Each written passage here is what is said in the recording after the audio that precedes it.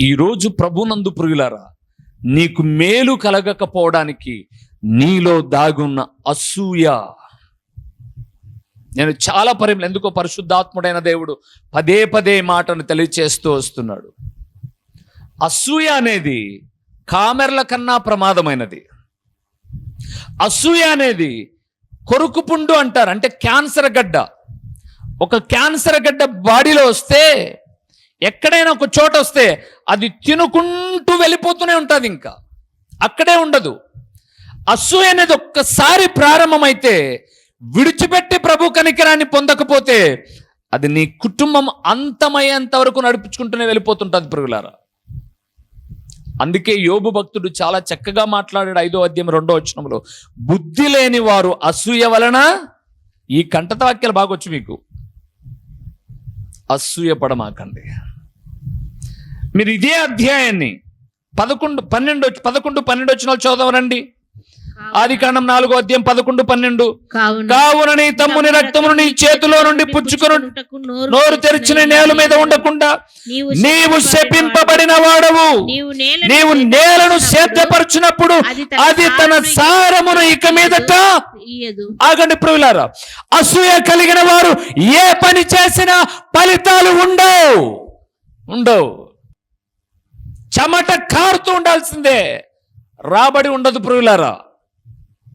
అసూయ కలిగిన జీవితంలో ఆధికము కన్నా అనంతమైన నష్టమే ఎక్కువ ఉంటుంది. నేను చెప్పలా మాట, ప్రభువు చెప్పాడు కయ్యనితో, అది మీకు చెప్తున్నాను.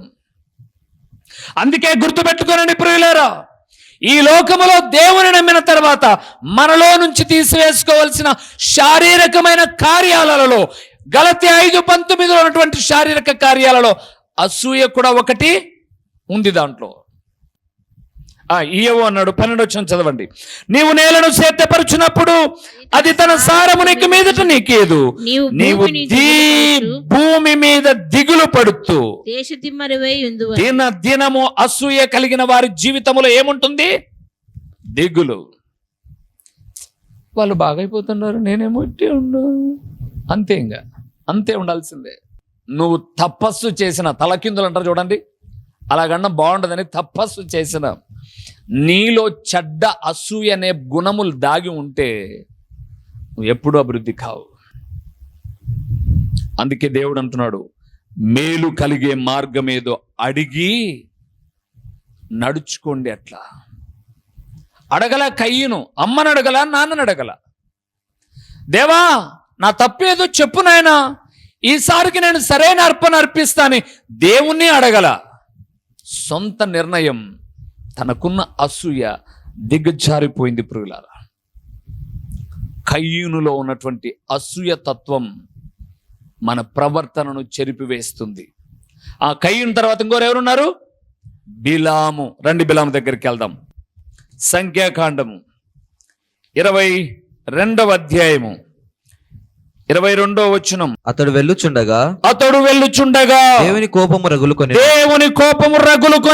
యెహోవా దూత అతనికి విరోధి అయి త్రోవలో నిలిచెను.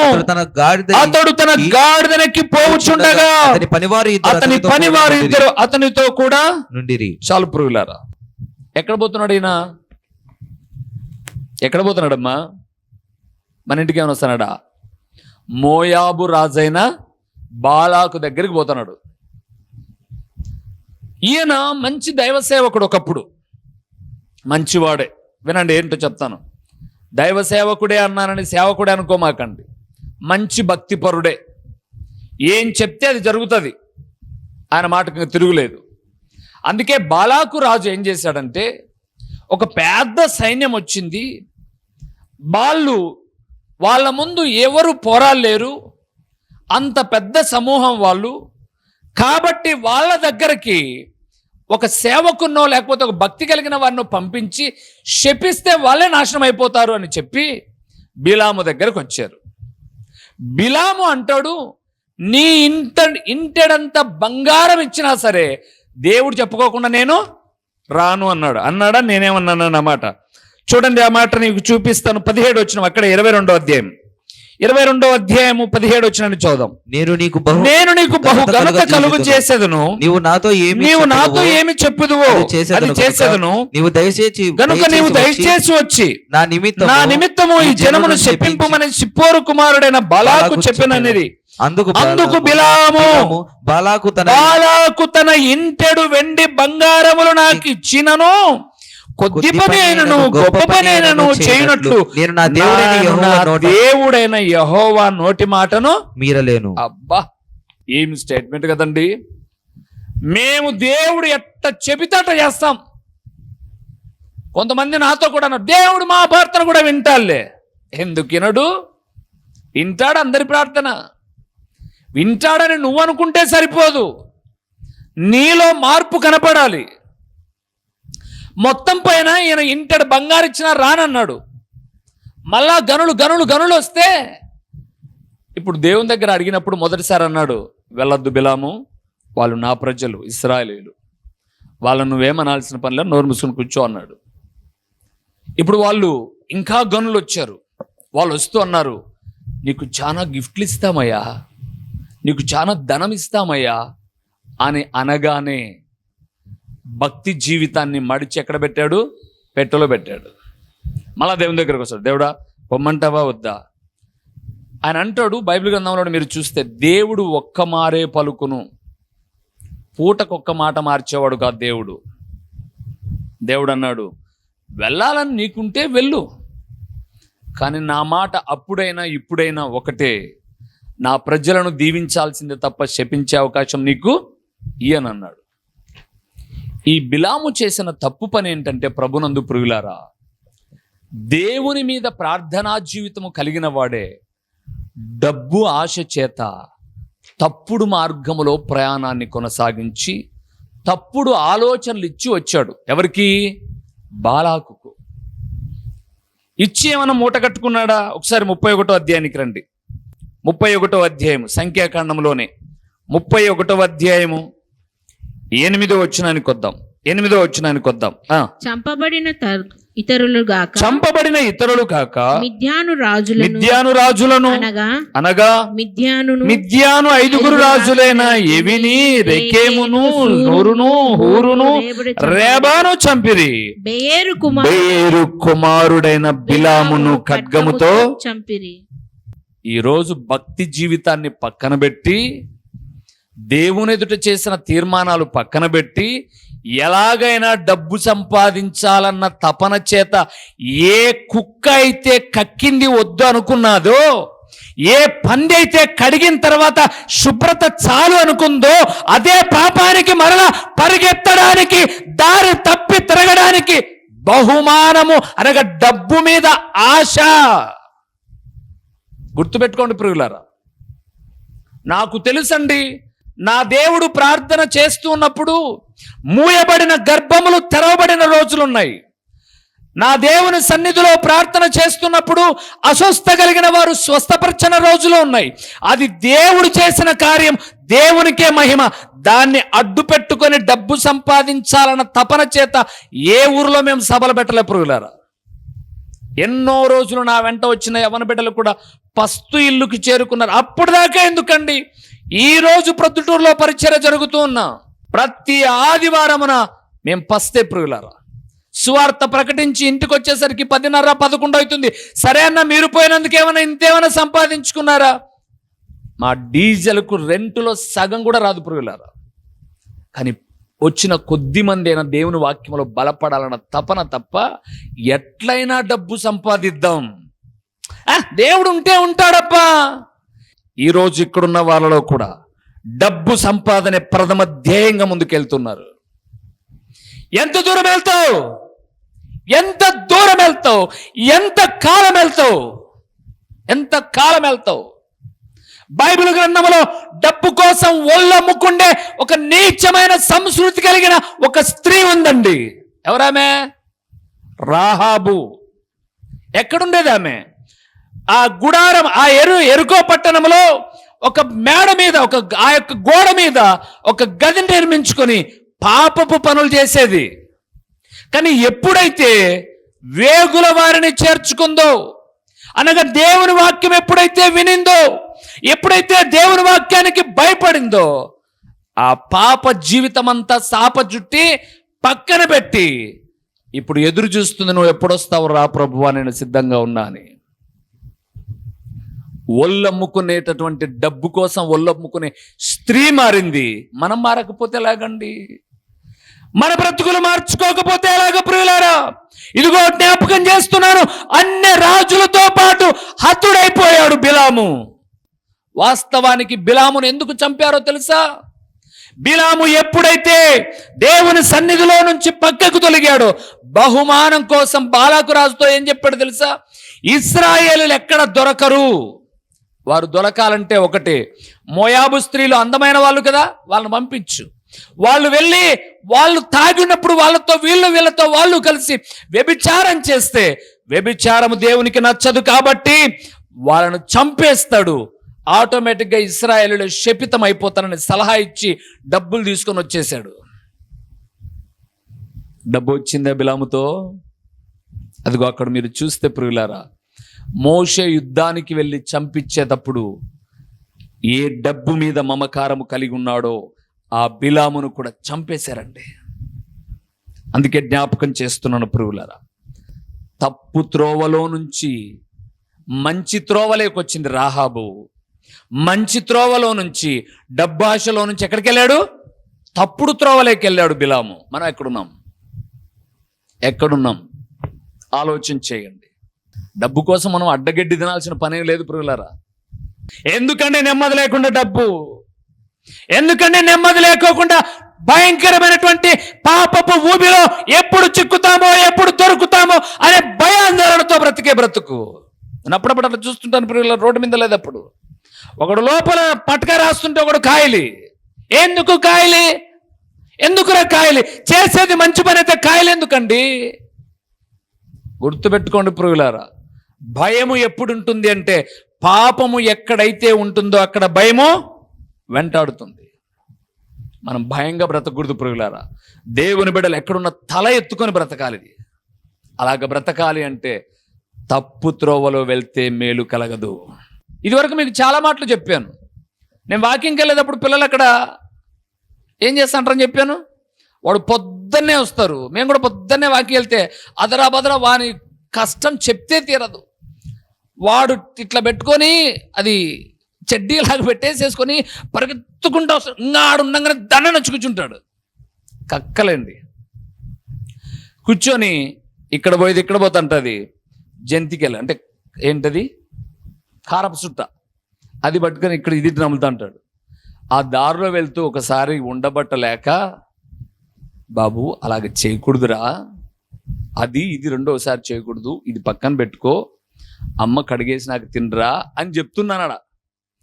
వాళ్ళమ్మ వినింది, వాడు వినడున్నా అనింది. అంటే వినడంటే అర్థమేమని?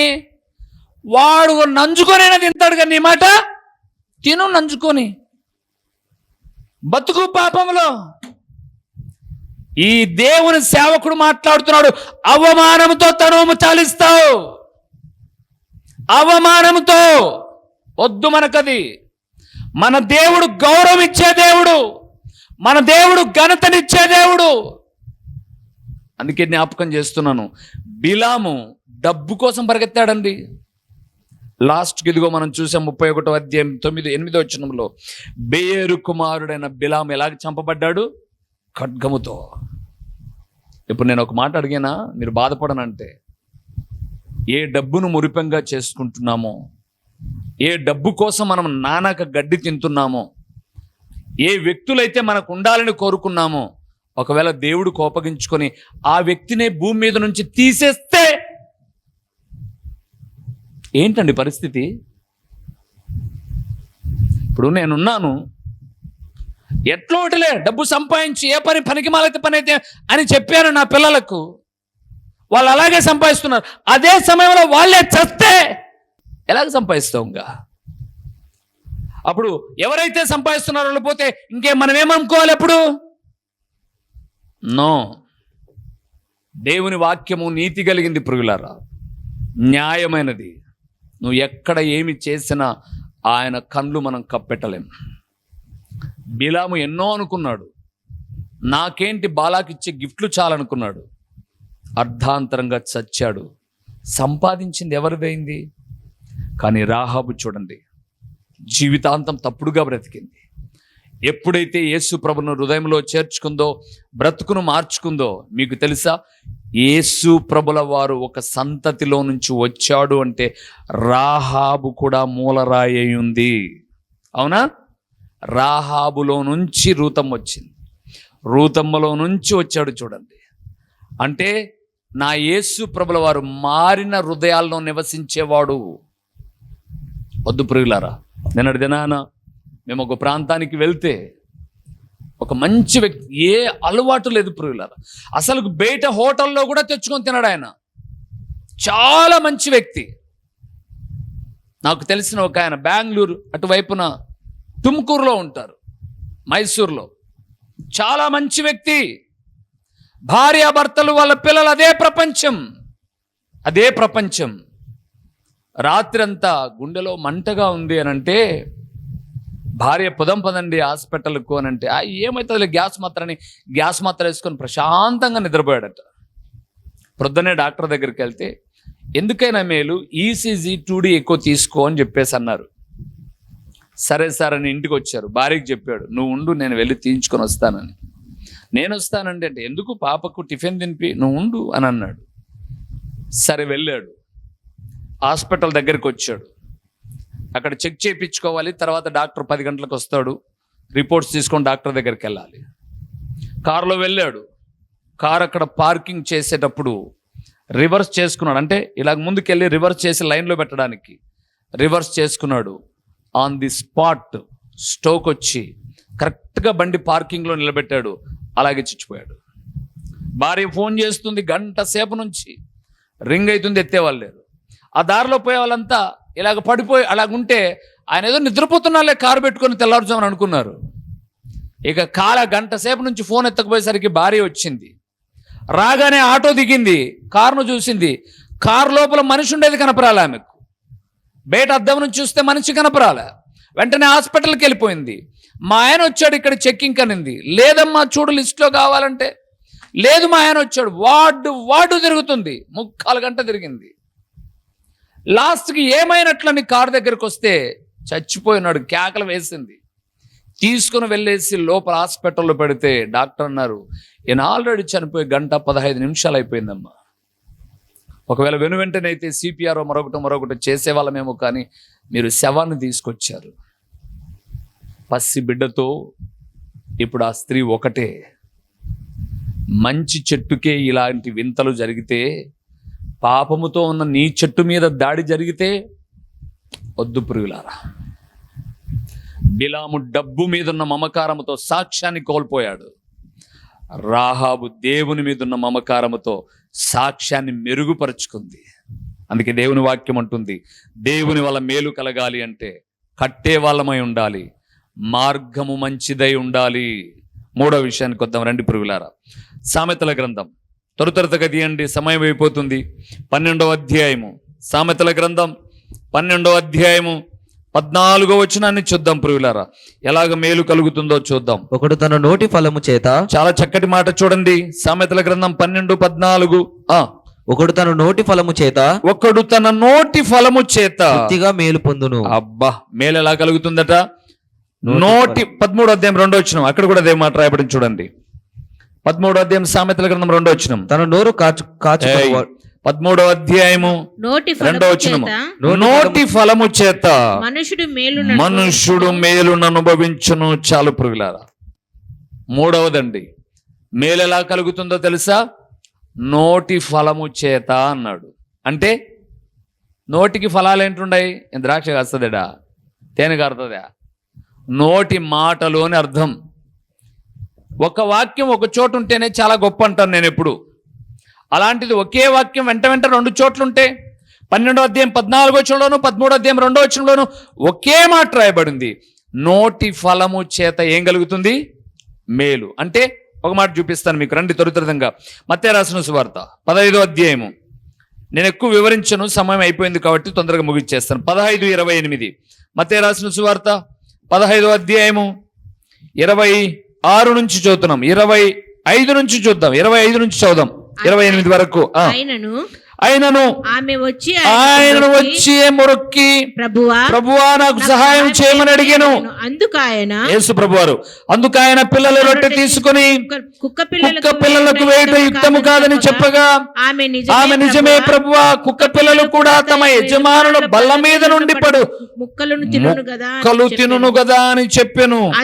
అందుకు యేసు, అమ్మా నీ విశ్వాసము గొప్పది, నీవు కోరినట్టే నీకు అవునుగాక అని ఆమెతో చెప్పెను. ఆ గడియలోనే ఆమె కుమార్తె, ఎవరిమే? కానాను స్త్రీ. క్లుప్తంగా 2 మాటలు చెప్తాను. కానాను కుమార్తె గట్టిగా గరిచింది, యేసు ప్రభు నా కుమార్తెగా స్వస్థతగా ఉంది, బాగు చేయి అని అడిగింది. యేసు ప్రభు అంటున్నాడు, పిల్లల రొట్టె కుక్క పిల్లలకేయడం యుక్తం కాదమ్మా అని అన్నాడు. బాగు చేస్తే బాగు చేయి, బాగు చేయకపోతే బాగు చేయనని చెప్పు. నా పిల్లలను పట్టుకొని కుక్క పిల్లలు అంటావా నువ్వు అని చీర తీసి దోపల. మన వాళ్ళైతే దోపిందరు. కానీ ఆమె అంటుందండి, నోటి ఫలము అన్నాను, నోటి ఫలము. ఆమె మాట పిల్లల రొట్టె కుక్క పిల్లలకు వేయట యుక్తము కాదు అంటే ఆమె తగ్గింపు చూడండి.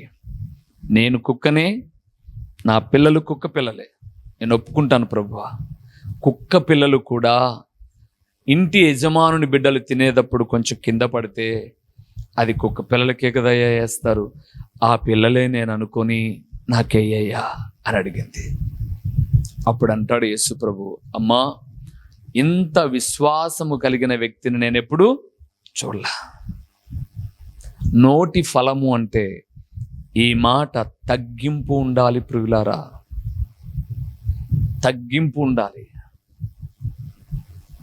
ఎందుకు ఈ మాట జ్ఞాపకం చేస్తున్నాను అంటే, తగ్గింపు ఉన్న చోట సమృద్ధి అయిన దీవెనలు ఉంటాయి. అందుకే బైబిల్లో చూడండి, షిమి అనబడేవాడు దావీదు వెళ్తుంటే ఏమన్నాడు? చీ పో దుర్మార్గుడా, నోటికి అదుపు ఆజ్ఞ లేదు మాటలు. లాస్ట్కి ఏమయ్యాడు? చచ్చిపోయేటప్పుడు కూడా దావీదు అంటాడు, సొలొమోను వాని సంగతి చూసుకో నువ్వు.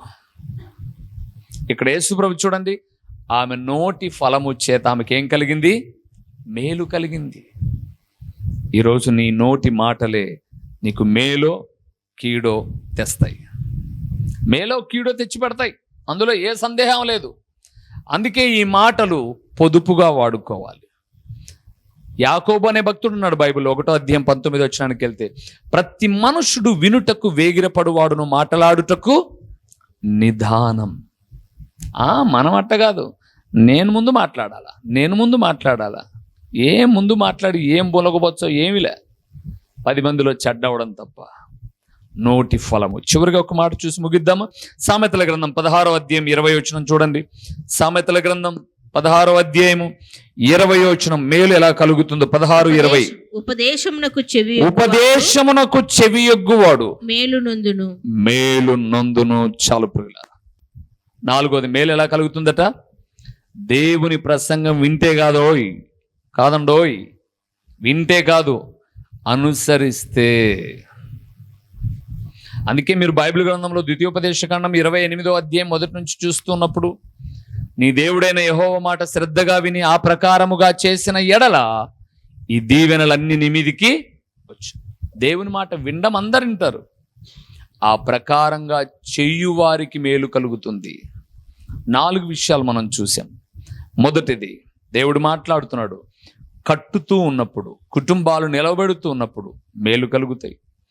2వది, ఎంచుకున్న మార్గము మంచిదైతే మేలు కలుగుతుంది. 3వది, నోటి మాటలు మంచిదైతే మేలు కలుగుతాయి. 4వది, దేవుని వాక్యము విని ఆ ప్రకారముగా నడుచుకుంటే మేలు కలుగుతుంది. ఒకవేళ నీకు ఇప్పటిదాకా మేలు లేవా, ఇందులో ఎక్కడ తప్పిపోయావో చూసుకో. నేను తప్పిపోయినా సరే బాగానే ఉన్నానే అని అనుకుంటున్నావా? నువ్వు మరణానికో లేకపోతే నష్టానికో చేరువలో ఉన్నావు. దేవుడు నీకు ఇంకా అవకాశం ఇస్తున్నాడు, మార్పు చెందాలని గుర్తుపెట్టుకో. బిలాము, కయీను, రాహాబు, వీళ్ళందరూ మనకు ఒక పాఠం. వాళ్ళందరూ మనకు రాబోయే జీవితాన్ని ముందే చెప్పారు. జాగ్రత్త పరచబడదాం. దేవుని ప్రియబిడ్డలారా, ఇప్పుడున్న ఈ సొసైటీలో ఎవరు ఎంతకాలం ఉంటారో ఎవరికి తెలియదు. ఉన్న కాలంలో మేలుకరంగా బ్రతుకుదాం, దీవెనకరంగా బ్రతుకుదాం, ప్రభునామ మహిమార్థమై బ్రతుకుదాం, కష్టమైన నష్టమైన ప్రభుకు సాక్షిగా బ్రతుకుదాం. అంతే తప్ప మనం సంతోషంగా ఉండడం కొరకు ఇంకొకరు కష్టపడాలని, మన ఆనందం కొరకు ఇంకొకరు బాధపడాలని, మన కుటుంబం క్షేమం కొరకు ఇంకొక కుటుంబం బాగుండకూడదని మనం కోరుకోకూడదు. నాకు తెలిసిన ఒక ఆయన మార్పు చెందాడు. నేను అతనితో మాట్లాడాను. ఏంటి సోదరుడా, ఎందుకు బాగా ఆధిక్యం ఉండేది కదా, ఎందుకు వదిలేసావని అన్నాను. ఆయన అన్నాడు, దేవుని వాక్యం విన్న తర్వాత అన్నా కొద్ది రోజులు చేశాను అదే తప్పు. అన్నం తినే ప్రతిసారి, కలుపుకునే ప్రతిసారి నెత్తరు కూడా తింటున్నట్టుందన్న, నాకు నెత్తరు కూడా తిన్నట్టు. అప్పుడు అనుకున్నాను, వద్దు, ఈ జీవితాన్ని మానేసిన పూర్తిగా. ఈరోజు నేను కారమన్నం తింటున్న నెమ్మది ఉందన్నా, నాకు చస్తే పరలోకం వెళ్తానన్న నిరీక్షణ ఉందన్నా, నెత్తరు కూడా భయం లేదన్నా నాకు అన్నాడు. ఇదే పట్టణంలోనే మాట్లాడిన వ్యక్తి, వేరే చోట కాదు. ఎవరని మీరు అడిగితే రండి, నేను చూపిస్తాను. ఆరాధన అయిపోయిన తర్వాత నన్ను వచ్చి అడగండి, ఎవరు బ్రదరా బ్రదర్ అనండి, నేను చూపిస్తాను. ప్రియులారా, నేను ఉద్దేశపూర్వకంగా ఎవరికి చెప్పను. నేను జీవితంలో ఎన్నో విని చెప్తున్నాను, ఎన్నో చూసి చెప్తున్నాను. దేవుని సేవకుడిగా జ్ఞాపకం చేస్తున్నాను. మేలు కలిగే మార్గాన్ని ఎంచుకుందాం, అది దేవుని మార్గం. కీడు చేయటం మనకొద్దు. దేవుని బిడ్డలం మనం. చిన్న జీవితాలు మనవి. 70 ఏళ్ళు 80 ఏళ్ళు పెద్ద ఆయుష్ కాదు అది. ఇప్పుడు చూస్తున్న దినాలు నిన్న ప్రారంభించినట్టుగా ఉంది సంవత్సరం. చూడండి అప్పుడే ఎక్కడికి వచ్చేసాము. చూడండి, ఇంకెంతకాలం బ్రతుకుతాం మనం? బ్రతికిన కాలం ప్రభు కొరకు సాక్షిగా బ్రతుకుదాం. రహస్య పాపాలు దేవునికి మరుగైనవి కాదు, ఆయనకు తెలుసు అని జాగ్రత్త పరచబడదాం. ప్రార్థన చేసుకుందాం. లేచి నిలబడదాం, తలను వంచుదాం, కళ్ళు మూద్దాం, ప్రార్థన చేద్దాం, ప్రభు శరణు పెడదాం. దేవా, ఏదైతే నాలో రహస్యంగా ఉందో అది నీకు తెలుసు ప్రభువా. దేవునికి తెలిస్తే నాకు తెలిసిండదా? మరి నా దేవుడు నాకు కూడా తెలియ చెప్తూ ఉంటాడు. చాలా విషయాలు చెప్తాడు ప్రియులారా. ఆయన ఆత్మరూపిగా మాట్లాడే దేవుడు. జాగ్రత్త పరచబడదాం. దేని కొరకైతే నువ్వు ప్రాకులాడుతున్నావో అది ఒకరోజు దూరం అవ్వచ్చు. ఆ రోజు ఈ రోజే మంచిది ఎంచుకో. రాబోయే కాలం దీవెనకరంగా ఉంటుంది. ప్రార్థన చేద్దాం. మహిమా స్వరూపివైన మా ప్రియ పరలోకపు తండ్రి, మహోన్నతుడైన దేవా, మీ ఘననామమునకు స్తోత్రములు చెల్లిస్తూ ఉన్నాము నాయన. మేలు ఎలా కలుగుతుందో నాతో సూటిగా మాట్లాడావు. నువ్వు మా అందరితో మాట్లాడావు. మేమందరము మేలు పొందుకోవాలని మాట్లాడావు. ఒకవేళ మేము కీడులో ఉండి మేలు కలుగుతుందిలే అనుకుంటూ ఉంటే అది క్షణిక కాలమైన గుర్తెరిగి మా జీవితాలు సరిచేసుకోవడానికి కృపనివ్వండి. బిలాము కొంతకాలం బాగానే ఉన్నాడు, తర్వాత అంతరించిపోయాడు. రాహాబు కొంతకాలం నష్టపోయింది, కానీ జీవిత అంతము ముగింపు మాత్రం కానానును చేరుకోగలిగింది. ఇన్ని వాక్యాలు మాకు దృష్టాంతంగా ఉంటే ఇంకా ఎవరిని మేము ప్రేరేపించి ఏం పర్లేదులే చేయి అని ప్రోత్సహిస్తున్నామేమో. సరిచేయబడ్డానికి కృపనివ్వండి. ప్రకటించబడిన పరలోకపు సంగతులు వ్యర్థముగా పోకోకుండా, ఓ తండ్రి, సారవంతమైన నేలను పడిన విత్తనమోలే 30 60 100 ఫలింపచేసి మీ ఘననామమునకు మహిమ ఘనత ప్రభావాలు మీరు కలుగు చేసుకునమని ఎంతైనా నమ్మదగిన దేవుడవైన మీకు స్తుతులు చెల్లించుకుంటూ యేసు నామములో అడిగి పొంది ఉన్నాము తండ్రి. ఆమేన్. మా చిరునామా దైవజనులు బ్రదర్ ఓ రూబేన్ గారు, క్రీస్తు ప్రార్థనా మందిరం, డోర్ నెంబర్ 1-386, నగరిగుట్ట, పులివెందుల, కడప జిల్లా. మీ ప్రార్థనా అవసరాల కొరకై సెల్ నంబర్ 9989067409.